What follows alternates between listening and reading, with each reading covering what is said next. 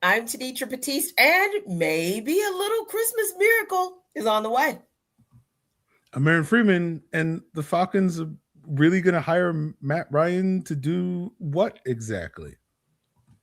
I'm Jarvis Davis. Sometimes I don't like it when I'm right. ATL! ATL!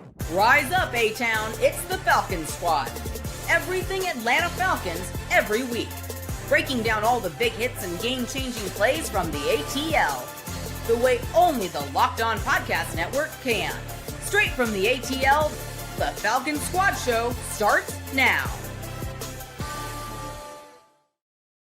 Welcome to the Falcons Squad Show, your home for the best Atlanta Falcons football talk. I'm your host, Tenitra Batiste. Alongside me, our Locked On Falcons host, Aaron Freeman, and Locked On analyst, Jarvis Davis. Falcons senior reporter, Tori McElhaney, is getting ready to do what Jarvis is also getting ready to do, which is head down to Mercedes-Benz Stadium for the big showdown between the Atlanta Falcons and the Los Angeles Rams tonight. So she'll be back with us next week. The Squad Show is part of the Locked On Podcast Network now, the number one sports podcast network. So how does this offense keep up with that one? We'll discuss and we'll debate how the Falcons can get help with that from old reliable. Also, can special teams for once just be special? We'll discuss. But first, let's talk about an intriguing move that might help bring back the glory days.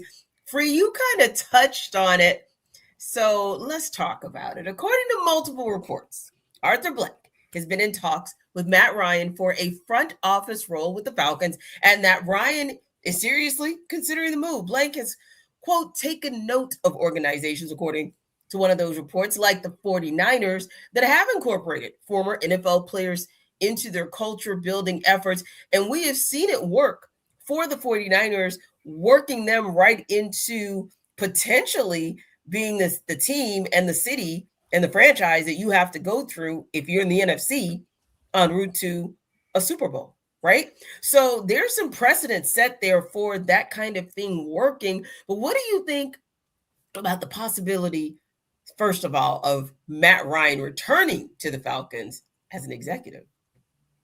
Well, I like the idea that Matt Ryan has something to do with the Atlanta Falcons, right? Yeah. I have positive associations of Matt Ryan having something to do with the Atlanta Falcons, particularly playing on the football field. I'm a little skeptical of like what exactly is Matt Ryan bringing to the table outside of playing quarterback. Like if I want Matt Ryan to identify the weak side safety rotation, like, oh, he'll do that with the best of them. But what is he going to do in the Falcons front office? Is he going to evaluate the quarterbacks? Is he going to interview head coaches or general managers and all that sort of stuff? So that's where I'm, and I mentioned this on Locked On Falcons yesterday, where it's just like if it wasn't Matt Ryan and we took somebody else who is a former player that works in broadcasting, and we replaced Matt Ryan with that person, Jonathan Vilma, Tony Romo, I don't think people would be excited about this. But because it's Matt Ryan, we're like, oh yeah, this is great. This is great news. Basically, the point I'm trying to make is like, the Falcons going to hire somebody who's not really qualified to do whatever. Again, we don't know what they're going to do. Right. I don't know what it is, so I can't jump to conclusions. But it's like, is he going to make football decisions, or is he just going to hang out in the building and just be kind of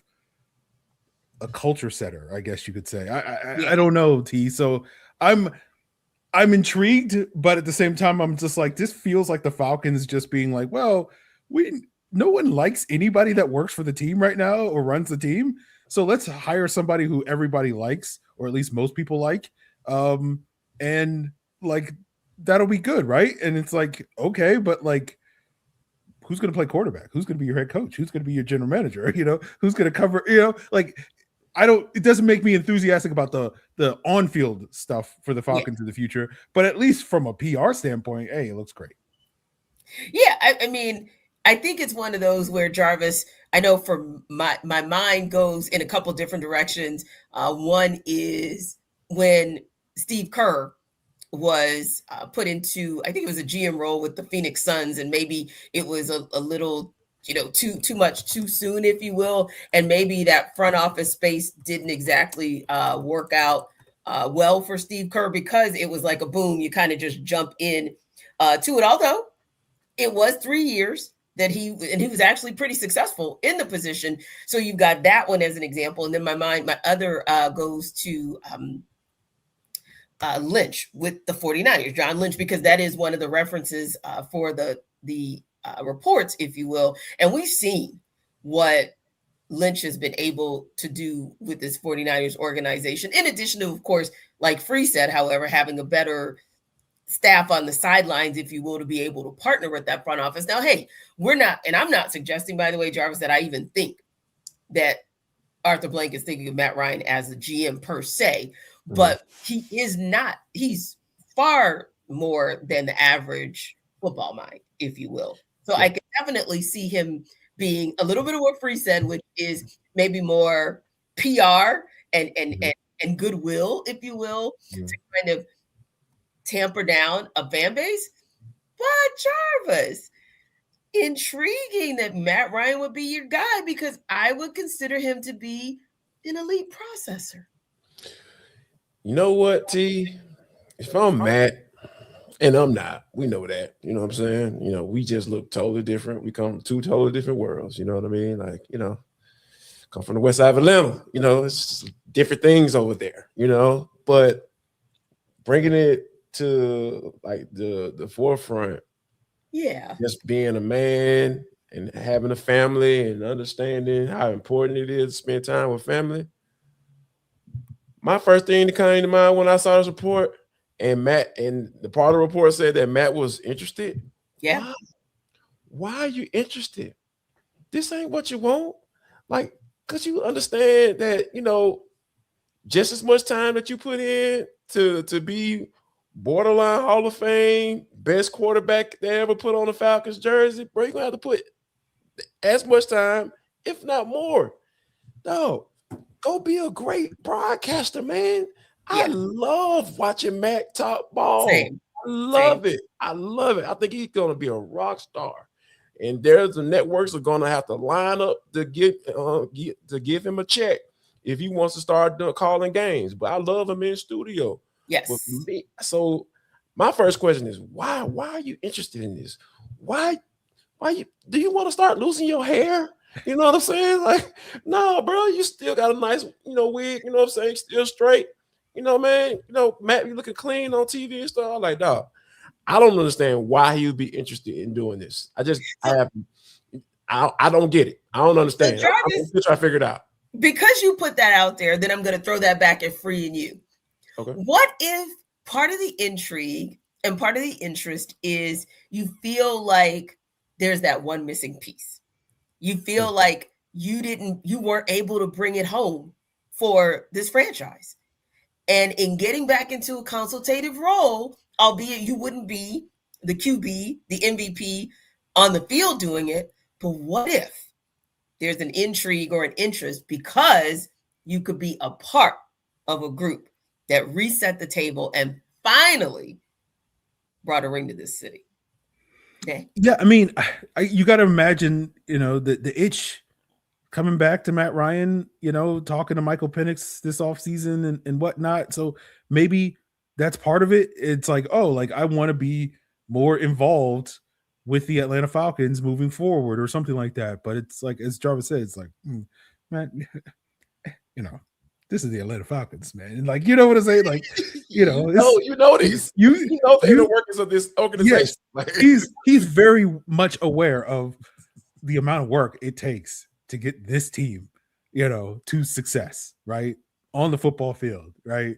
And it's like in the front office, like, oh, Matt, like this is, I mean, I get it, you know, challenges, all this stuff, you know, you've conquered the broadcast, you played on the football field, yeah. What's that next challenge going to be? I get it, but at the same time, man, like, do you really want to take on this? As Jarvis said, like this feels like, you know, an impossible challenge, you know. So we'll see. Yeah, I think this is, and even to add to what Free's saying, like this is going to be hard, man. And I know there, you know, been other cases, examples of this working, right? John Elway did it, right? You know, and then go down to recently in Jacksonville, Tony Baselli was named the vice president of football operations. And I didn't think that me bringing this idea to the forefront, we talked about this on Locked On Falcons, how I could fix the Falcons. I said, man, bring it a fresh set of eyes. Yes. I think we've all said, bring it a fresh set of eyes and have them come in and assess the situation, because firing everybody and starting over, I didn't necessarily think that was the best solution right now, given how they are from a draft capital and salary cap standpoint. Mm-hmm. So I didn't think it was going to be Matt Ryan, though. Now Matt Ryan is sharp. Yes. Do I think he has the capability of doing his job? Yeah, I think so.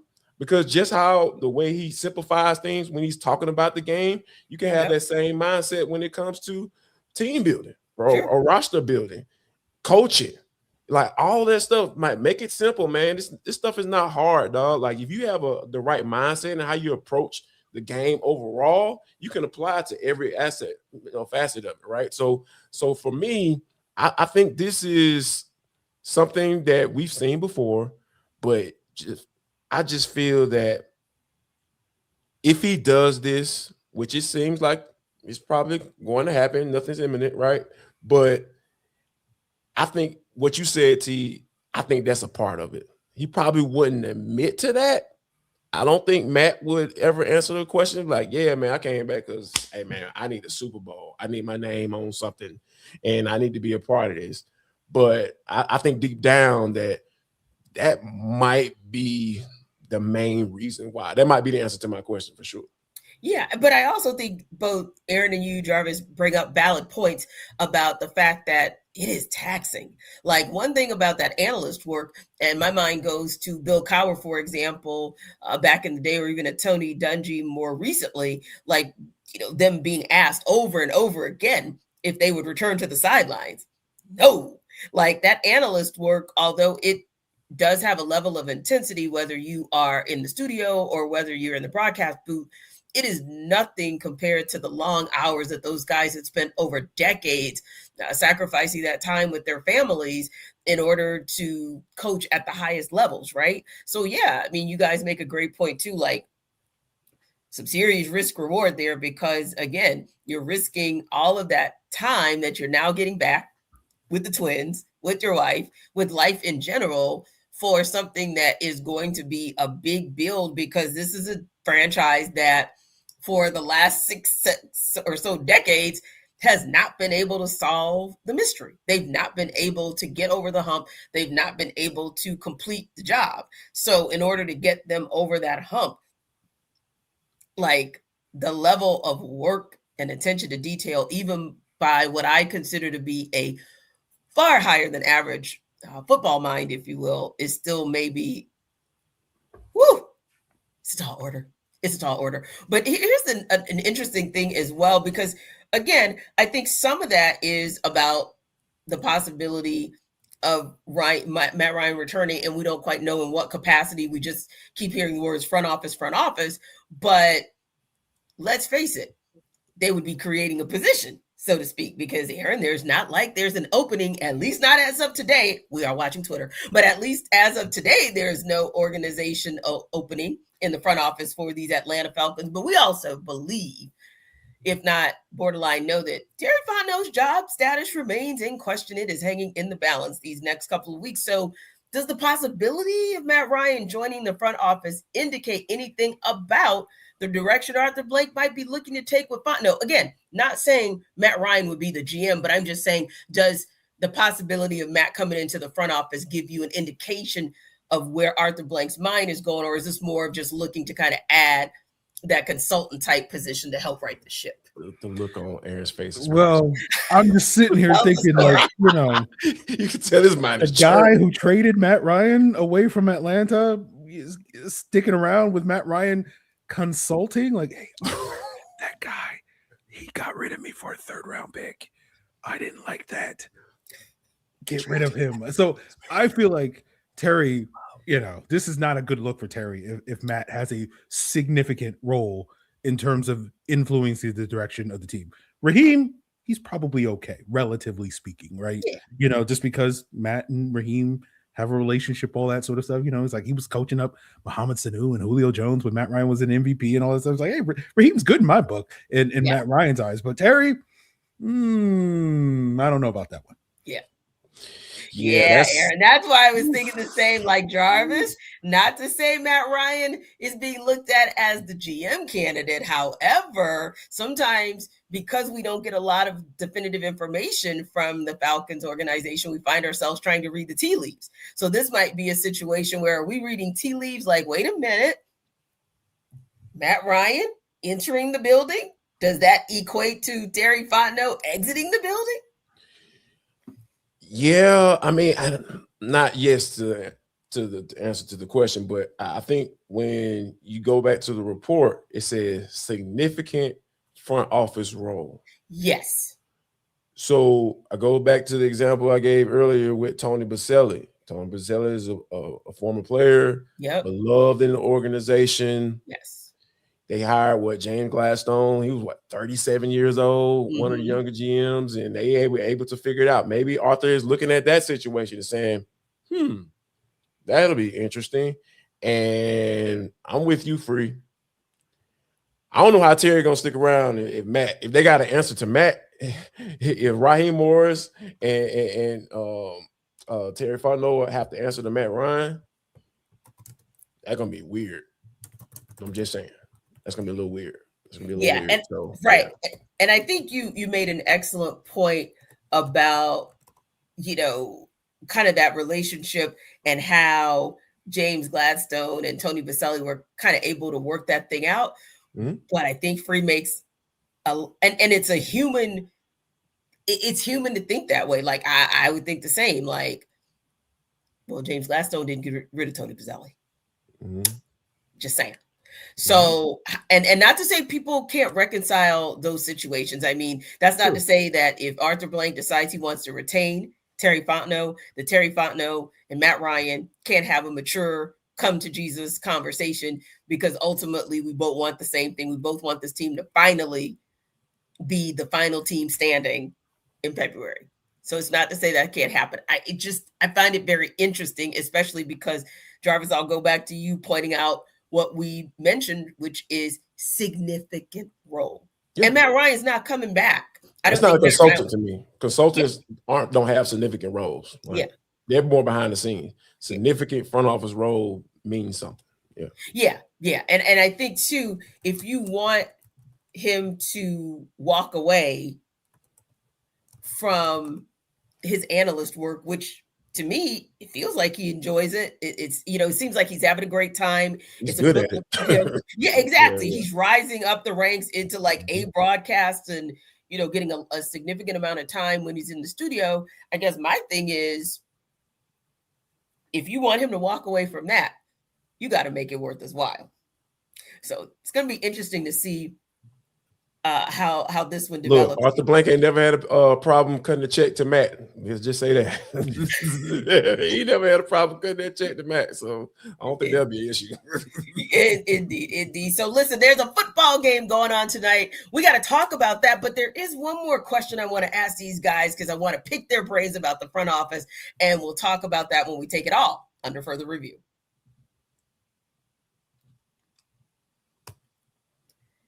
This episode of our Falcons Squad Show is brought to you by Prize Picks. Whether you're starting a new routine or jumping into player projections for the first time, trying something new can feel like a challenge. But with Prize Picks, it always feels good to be right. With high-pressure football matchups every weekend and elite hoops action almost every night, the action never slows down, and Prize Picks lets you stay in control. Prize Picks is the daily fantasy app that makes watching sports even more exciting by letting you build lineups based on player projections. No drafts, no waiting, just pick more or less and play your way. Getting started on Prize Picks is quick and simple. The app is super easy to navigate, and it's made watching games more engaging, especially when following individual player performances. And I love the flexibility because you have options like Flex Play, where you can still get paid even if one pick misses. So download the Prize Picks app today and use code LOCKEDONNFL to get $50 in lineups after you play your first $5 lineup. That's code LOCKEDONNFL to get $50 in lineups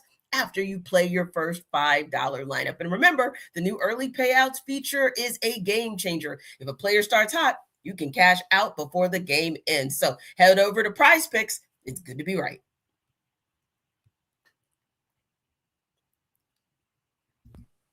So, Jarvis, one more thing that kind of came out recently in terms of the front office and what might be going on with the Falcons as they look for answers on how to reset is that Arthur Blank hired a consulting firm. Now, that, according to Sports Illustrated's Albert Breer, and that firm was to offer a quote-unquote health checkup of football operations. So it seems like what we're seeing, interestingly enough, Jarvis, we're hearing more about front office possibilities than we are sideline possibilities. If you see a little trend here in what we've been hearing these last several days, I think that's interesting. But how do you think that plays into Blank's approach to what he decides to do with not just the front office staff, but maybe informing us of what he's thinking about with the coaching staff as well? Yeah, if Matt comes into, we're just going to say significant front office role because that's the report. Yes. If Matt gets a significant front office role, I don't think you're going scorched and hot and firing everybody. Yeah. Because I believe that that's exactly what Arthur Blank don't want to do. He doesn't want to do that. So I feel if you bring Matt in, this is going to be, hey, look at my right hand, but it's nothing's going to change too much on my left hand. Like my left hand is broken, but I'm not going to do what I need to do to fully fix that. So I'm gonna have you look at this right hand and say, hey, I'm bringing in Matt. He's going to be helping out. He's going to figure it out. He's a smart guy, knows everything about the organization. Everybody going to be looking over there. Oh, this is great. Like Free said, pre-Rs, all that stuff. Yeah, but on his left hand, oh, yeah, we're going to fire Marquise Williams and move on. Because the more I think about what Zac Robinson, I feel it's just something in my gut that makes me feel like he's not going to get let go. And I think Matt is kind of a product. Yeah, it's just me. And I don't even know if I want him to be let go. Like initially, yeah, I was like, man, this man got to go. But as the further the season goes along, I'm starting to see some things that I actually like.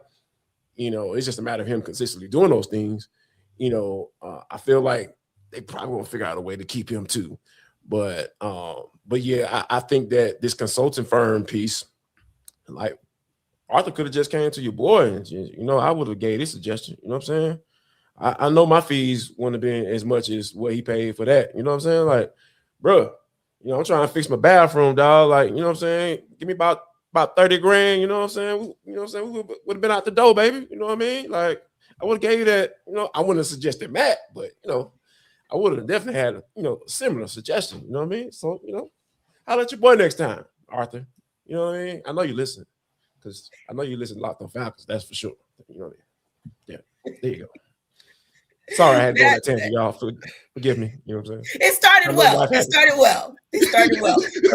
Wait. So what was it then? So what did it end up in? What did it end up in? I don't even know. I'm watching the train just fall all the way out the tracks. Kind of like when you're going around the mountain in Tennessee and you're just afraid to fall off the cliff. Yeah, right there. But Aaron. So they started off well. It started off very well. But Aaron, you will be our voice of reason. You will get this train back on the track and you will tell us about all of these front office health checkup of football operations type communiques, these reports that we keep seeing. Notice we haven't really heard much in the way of what's going to happen with the folks on the sidelines. It's been a lot of conjecture about what's going to happen in that front office. And that's why I find that very interesting in terms of whether or not that indicates to you at all what Arthur Blank might be thinking, not just for what he's going to do in the front office, but what he's going to do with the coaching staff. Yeah, I mean, you could take that one of two ways, T. You could take it either, the deed is done. And we already know that they're moving on from the coaches like that. That's true, too. The hay is in the barn, so to speak, when it comes to that. Or, as you mentioned, maybe that means that they're relatively safe. You can go either way depending on your perspective, right? I know most of the people listening to this show, based off of the comments in the chat, or like, yo, Raheem's got to go. Like that's where you start this conversation. But I think when we talked about this going into the season, where it was like, who was on the hotter seat? It was Terry Fontenot or Raheem Morris. Yeah. And the question was like, could Terry Fontenot survive another a fifth losing season? And it feels like the answer should be no, but you never really know. And we've talked before about, does Raheem deserve a third year, right? Given the circumstances, where you can sit here and say, well, the main reason that the first 2 years didn't go the way it went is because quarterbacks got injured. Now, again, whether you buy that or, you feel like that's a stretch, your mileage may vary, but like that may be something that is in the mindset of Arthur Blank, where he just looks at it and is like, okay, well, let's run it back and let's see if they can figure this thing out with some coaching changes as Jarvis laid out in year 3. So it's definitely up in the air when it comes to whether or not, all this reporting about the front office changes, how does that impact the coaching staff? But it very much feels clear that there will be significant changes within the Falcons organization. It's just going to be a question of, is it going to be a complete teardown, so to speak, where everybody must go and we're going to have completely new faces in the front office as well as on the sideline? Or is it just going to be picking and choosing, and they wait a year to kind of see where they are, as Jarvis has suggested many times. So we're still in flux at this point in time, but all we know is like changes will be happening. It's just going to be how much. Yeah, we definitely do. Well, Jarvis, you kind of like what you've seen, it sounds like, in Zac Robinson and what he's been able to strategize these last couple of weeks is back into the season. And hey, the last couple of weeks, Falcons scored 29 points. They scored 26 points in those 2 wins. But they're taking on the Los Angeles Rams, a team that is a very high-powered offense. They average 30.5 points per game. A team that's very, very frustrated with itself because it had an opportunity last week to be able to put itself in the driver's seat in the NFC and didn't do that. So they still have a lot to play for this week, do the Los Angeles Rams. But on the same token, we know that the defense can do its part and will do its part for the Falcons to focus on the Rams offense. What's the biggest key that Zac Robinson and company have to focus on offensively in order to even be able to produce, especially in the red zone tonight?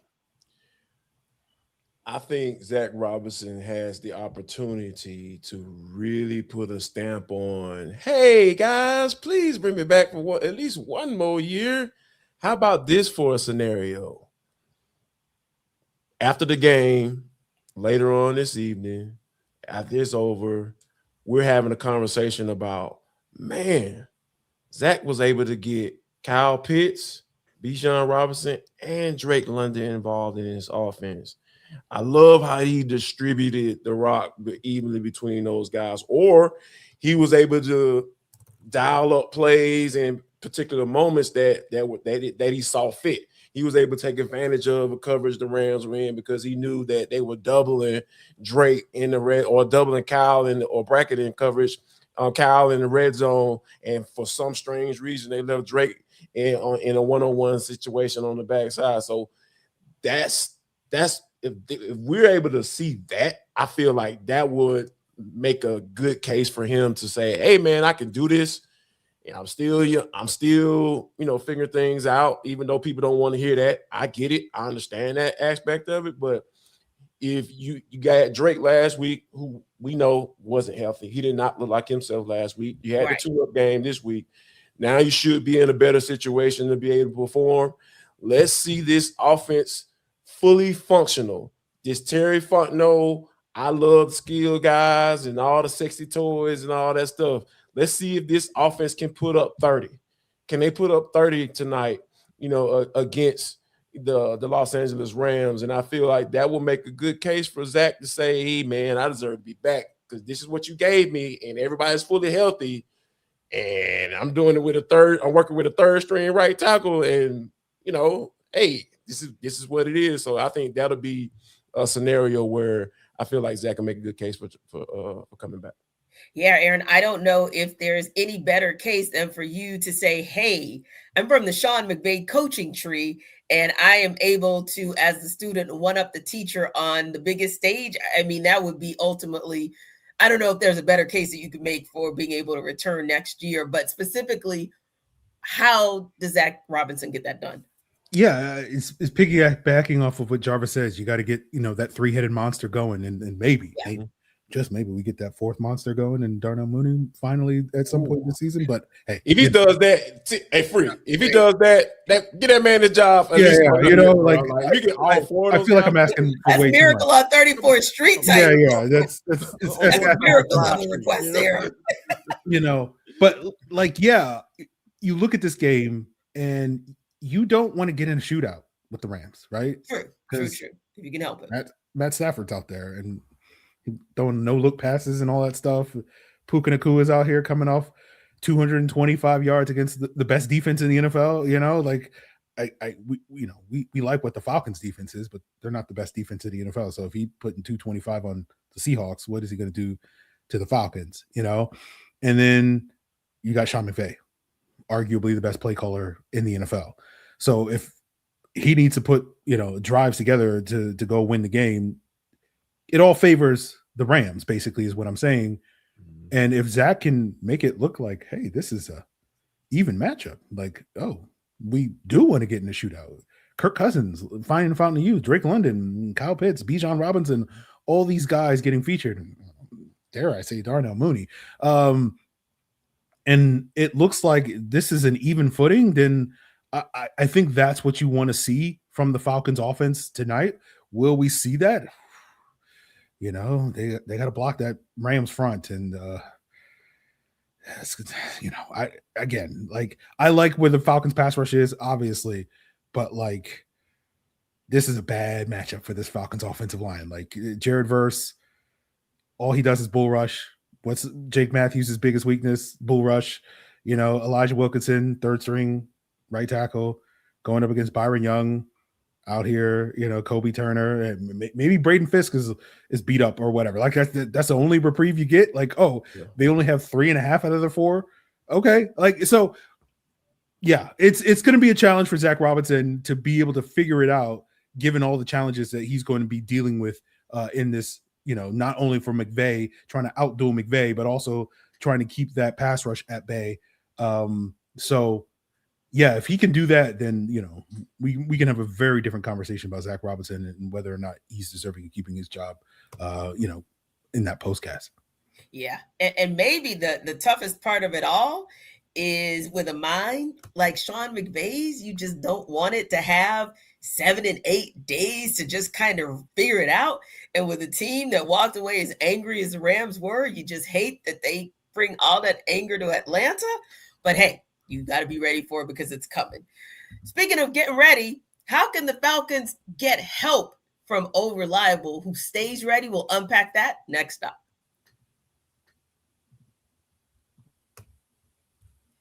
This episode of our Falcon Squad Show is brought to you by Gusto. Let's be real. No one starts a business for the joy of calculating tax withholdings or managing payroll spreadsheets. That's where Gusto comes in to take the stress out of payroll, benefits, and HR so you can focus on running your business and supporting your team. Gusto is the all-in-one remote-friendly payroll and HR platform that makes managing your team simple, transparent, and fast. Whether you're hiring, onboarding, or paying employees, Gusto helps you do it all from one place without the hassle or hidden fees. Unlimited payroll runs for one monthly price, which means no surprise charges at the end of the month. And Gusto's automated tools like offer letters, onboarding materials, and direct deposits save hours every week. And knowing you can reach certified HR experts anytime gives you real peace of mind. So try Gusto today at gusto.com/lockedonnfl and get 3 months free when you run your first payroll. That's right. 3 months of free payroll at gusto.com/lockedonnfl. One more time. That's gusto.com/lockedonnfl.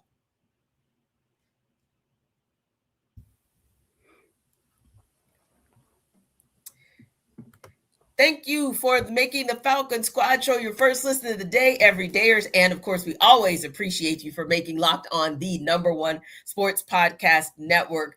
And Aaron, I know that this show has had an appreciation for what the Falcons defense has been able to do. It held its own in the win against the Cardinals last Sunday, but really it's been the most consistent phase for this team this season. But hey, they've got a tall order. You guys started alluding to it just a few moments ago. So let's get into it. What does Jeff Ulbrich's unit have to do to ensure that they'll have their maybe best game of the season tonight?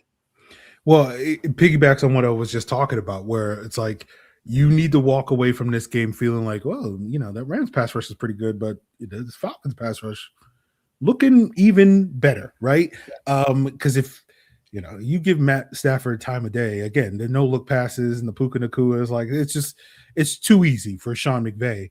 And we've seen this Jeff Ulbrich defense have some success against, the McVay Shanahan disciples. We've also seen them struggle. Think back to that Miami game, and that Seahawks game. They were able to keep it close for a half, and then all of a sudden, things sort of fell apart in the second half. And so you need to be able to put together 4 good quarters of defensive play for this football team if you want to see that. And I think, as we've been discussing all season, it's really going to start up front. You're also going to need AJ Terrell to have a bounce back game. He's had a great season last couple of weeks going up against Jackson Smith and Jigba, and the Bucs have not been as great. So he's going to have his hands full with Puka Nacua, as well as so many others, because the Rams are going to move him all around formation. He's that sort of chess piece for them. And so it's not going to just be on AJ Terrell to shut him down. And so it's really going to be all hands on deck, I think, to get this defense going. But I do think it starts up front, and you're going to need James Pierce and Brandon Dolis and all those guys to come through for you in a major way. Yeah, for you, Jarvis, when you look at this defense, what is this defense going to have to do tonight in order to give this Falcons team a chance to win? They're going to have to affect Matt Stafford. They can't have him out here going crazy.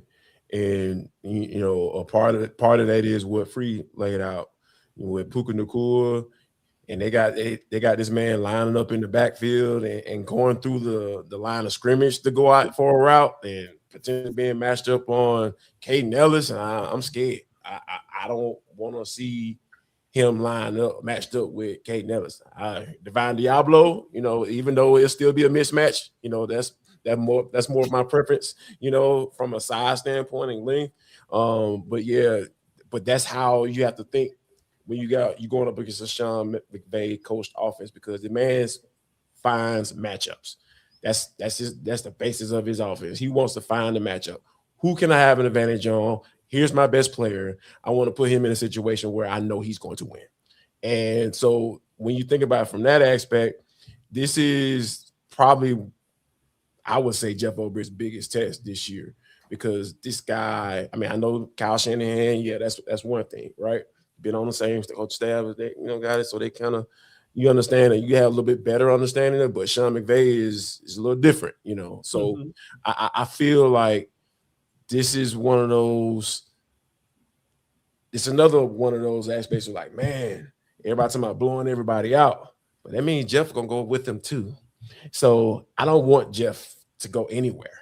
I am 100% fully confident in that. I don't want to see Ulbrich walk out that door, because I feel like he's done an excellent job this year. Now, they've had their downfalls, sure, that happens, but I think overall this man has done, done the job. Like, he's done the job, and he deserves to get another crack at it, to take this defense to a level where an elite level, because they've established themselves as being one of those ones to put the quarterback on the ground consistently. And I think that it starts tonight with making sure Stafford gets put on the ground pretty consistently. Not even multiple sacks. I'm talking about hurries, pressures, all of it, like a combination of all of those things, like making sure that he feels them. They need to feel him tonight.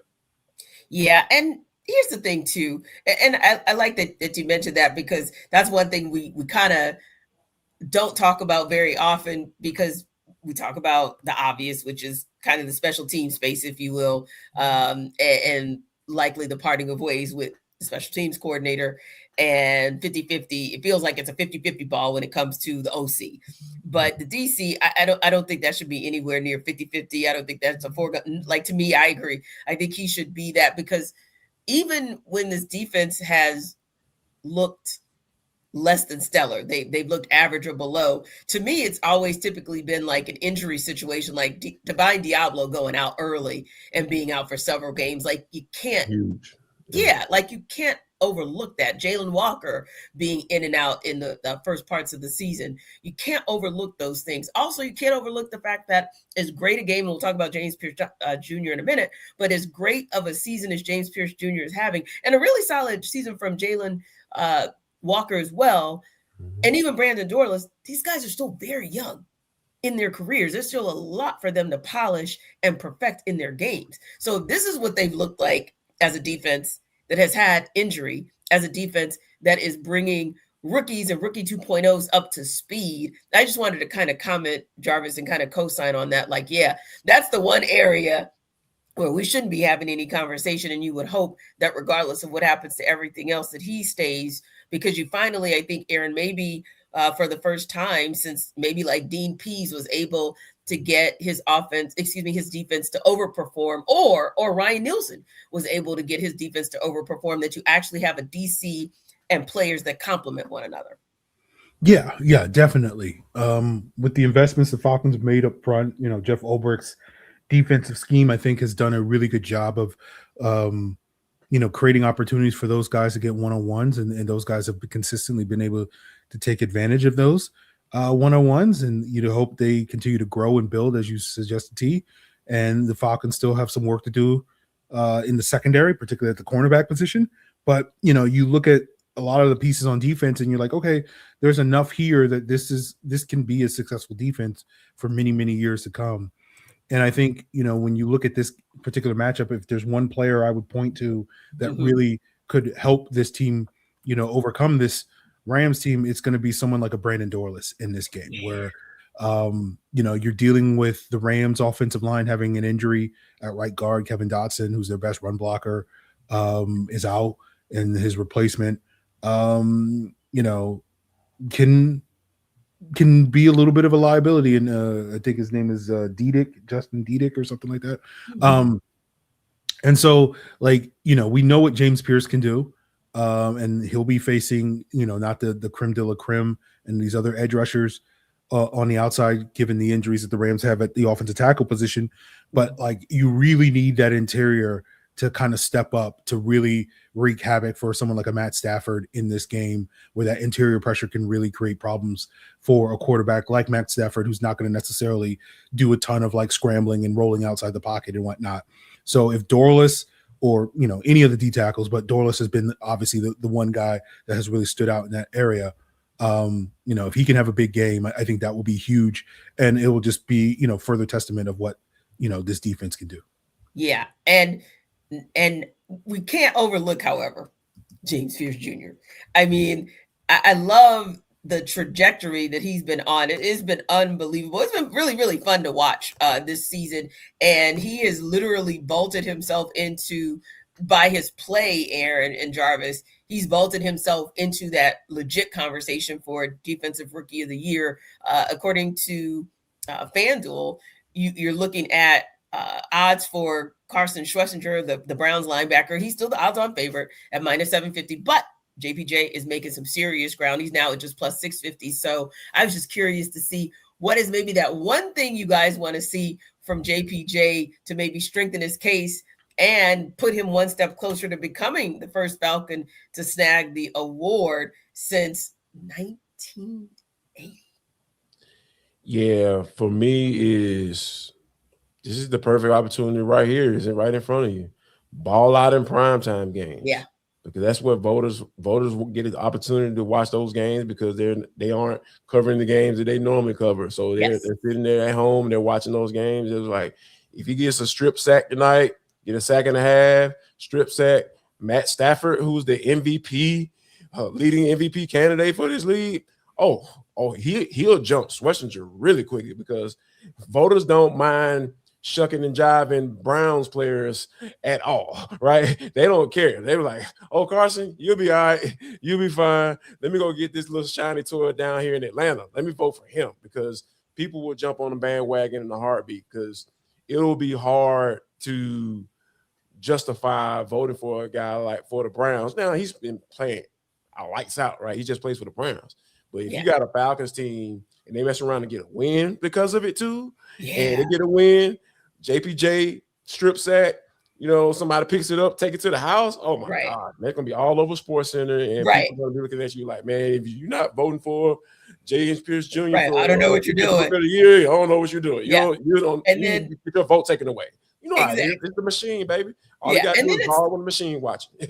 And Free, that we all love a good story, right? And so it's also that juxtaposition of, hey, all of that back and forth about what you did with the Rams to get JPJ and how the Rams are winning that whole deal, so on and so forth.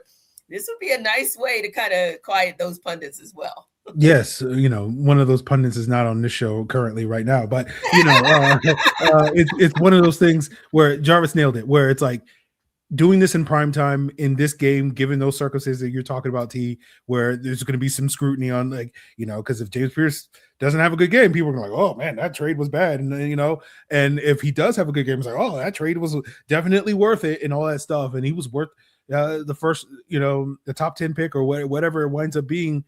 And as Jarvis said, like, if you can make a big highlight reel play, a game changing sort of play in prime time, and potentially help the Falcons win this game, that's going to do wonders to flip the odds in James Pierce's favor. So for all the people watching and listening, go take advantage of the odds right now if you're feeling good about where James Pierce is going to be in a couple of hours, because those odds could very well be very different 24 hours from now. And so if you want to get your money in over at FanDuel, go check it out, people. But that's I think this is a golden opportunity for James Pierce to really this is kind of a statement game where it's like, yes, I am the defensive rookie of the year. Like, he'll either show it tonight or, as Jarvis said, it'll be Carson Schwetzinger or somebody else winning that.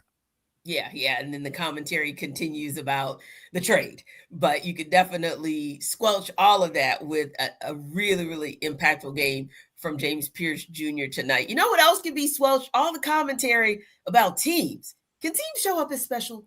We'll talk about that when we look ahead.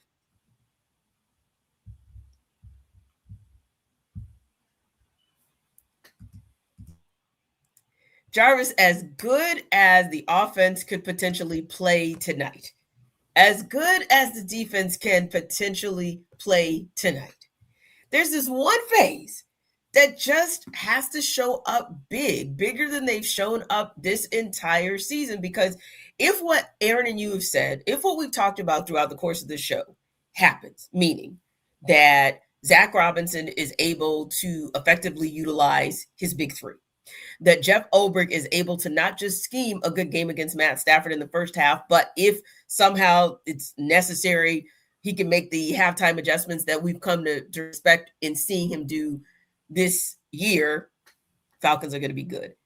If those two things happen, then special teams has got to do its part for the Falcons to be able to win. But what in the world does that need to look like for teams? Don't embarrass us. That's it.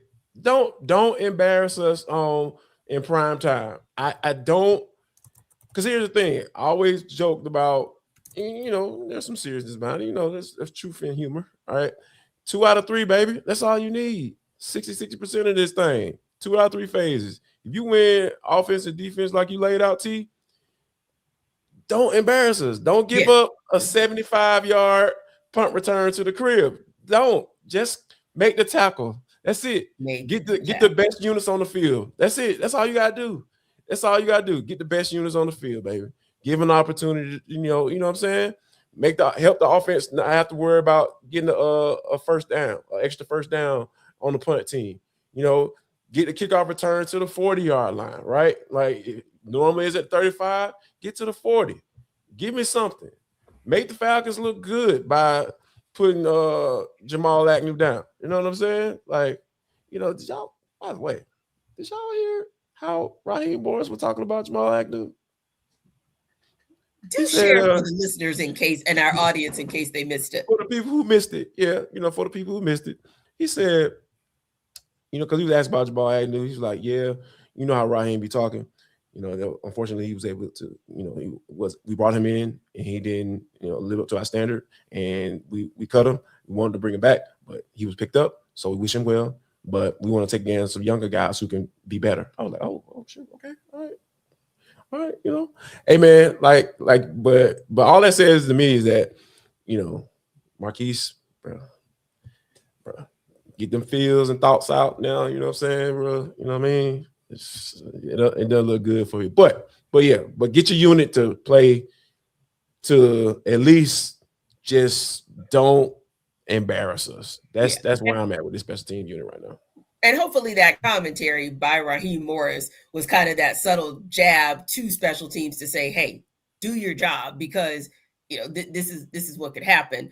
And ultimately, yes, maybe they did try to reset with Jamal Agnew, and the availability just wasn't there. But ultimately, you cut him in the first place for a reason. So we're still looking at that as the original. And they may have a little bit of an uphill battle because I know, Aaron, that both Jarvis and you have liked the play of Josh Woods. He's been a good component there for special teams for the Falcons. They just announced moments ago that he's unavailable due to a personal matter and has been designated as out on the game status report tonight. So that might make it a little bit tougher for teams, but no matter, whoever takes the field and just needs to do their job.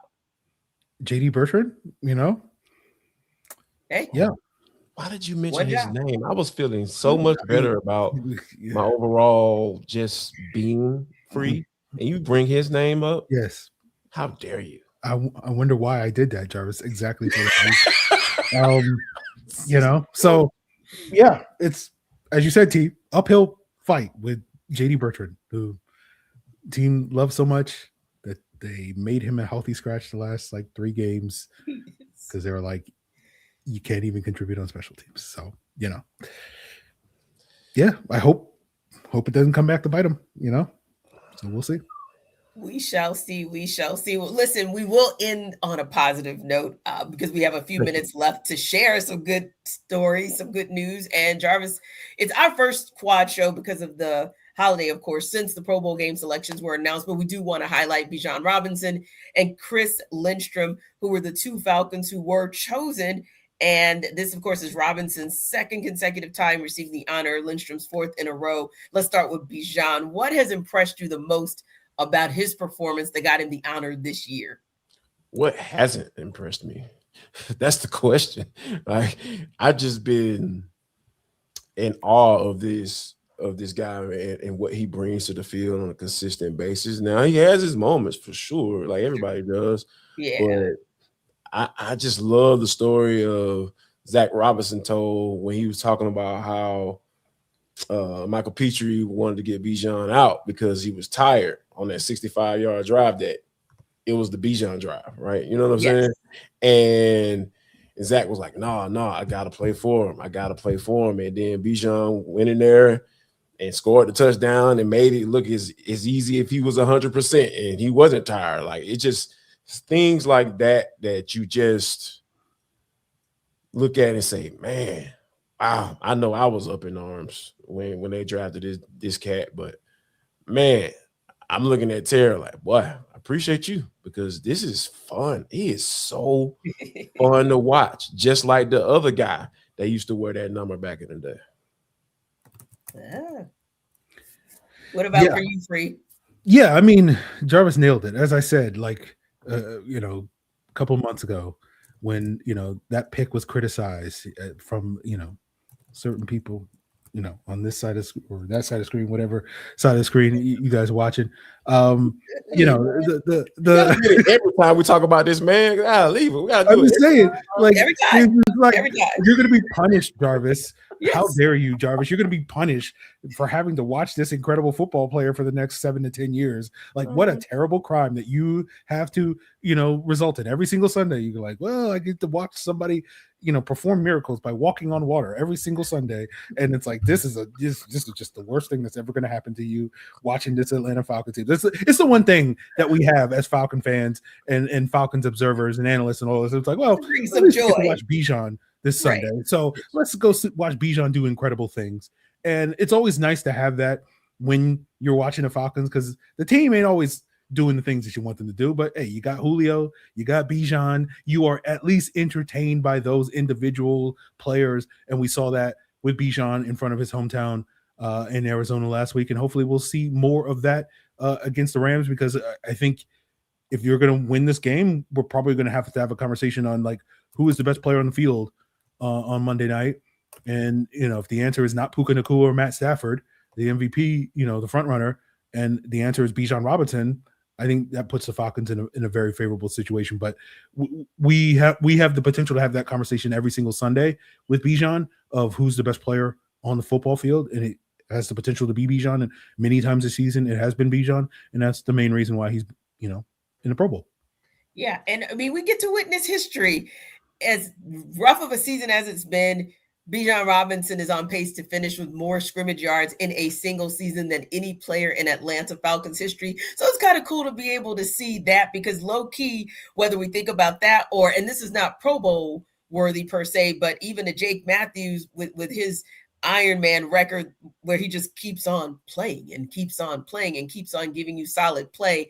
I mean, those are kind of things that make you put a smile on your face, or at least put a positive spin on this season. I think you could say the same thing for Chris Lindstrom, Jarvis, because this hasn't been a completely Chris Lindstrom Pro Bowl like season. And part of that, of course, is because his running mate, Caleb McGarry, is not like right there as a 1-2 punch. So it is hard when you've got like the third stringer there with you. But yet and still, his peers and many others thought of him as one of those guys who's the best in the business. So what impressed you about what Chris was able to do this season, or has been able to do this season, even knowing all of the challenges that have been faced on this O-line?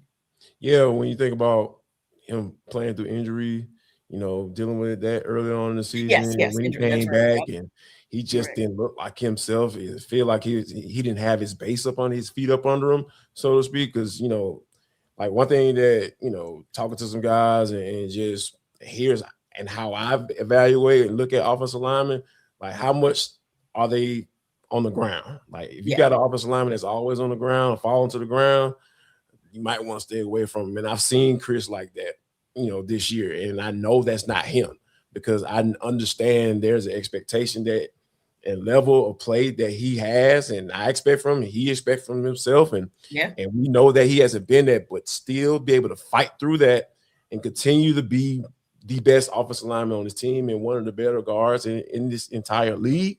Yeah, that means a lot. And for him to get acknowledged like this, the fourth straight time, going to the Pro Bowl or Pro Bowl games, I gotta get used to that. Yeah. That's still kind of weird. It sounds like they're going to the Olympics or something. But anyway, I think that's one of those things where you look at and you say, yeah, we knew what you were dealing with, but man, you still one of the better. You still are one of the best option in the league, not just on this team. Yeah. And like Jarvis said, Aaron, you think about the fact that Chris Lindstrom has been dealing with this foot injury lingering since week 9. And may have missed a practice here and there, may have been limited in practice, but hasn't missed a game. I mean, that's pretty impressive. And to still be playing at a level that is honored by your peers as still being tops in the league is impressive. Yeah, you mentioned being honored by your peers, because he wasn't in the top 10 in fan voting. And this is like at least the second year in a row where he hasn't gotten the love from the fans, who account for 1/3 of the Pro Bowl vote, with the other 2/3 coming from coaches and players. And so 2 years in a row, at least, we have seen the coaches and players show their respect for Chris Lindstrom's game by basically honoring him as a Pro Bowler. And as you said, T, this has not been a highlight reel for Chris Lindstrom. This is arguably probably the worst season he's had probably since his rookie season coming into the league, where he was also dealing with injuries and missed the majority of that season. But like he's really fought through it. And as Jarvis says, it's kind of like a character building year where it's like, okay, well, I don't have my running mate Caleb McGarry. I've been dealing with this foot injury.